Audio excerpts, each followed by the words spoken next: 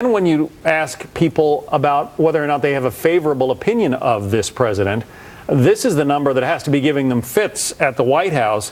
45% say they have a favorable opinion of President Obama.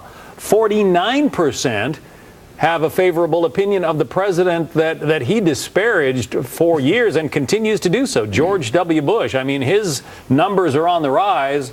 Not so much for President Obama. What about that, Charlie? It's just breathtaking, John. I mean, to think, back 6 years ago when he was first elected, and then when he was reelected in 2012, to think that we would be, we'd be looking at numbers like this for him now, it was just unthinkable.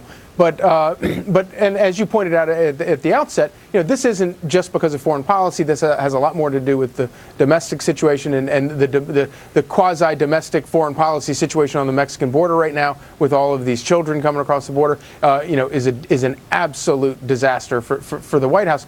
But the other interesting number in your poll was the voters disapprove of President Obama's foreign policy by a 2-to-1 margin, and that's a pretty startling number for a guy who came in with this enormous credibility as sort of this internationalist who is going to be engaged in the world, and clearly, as voters say, has decided to be completely disengaged. Yeah, and that is the assessment of the voters. 58% say he looks disengaged. Charlie Hurt, Shira Center, thank you both.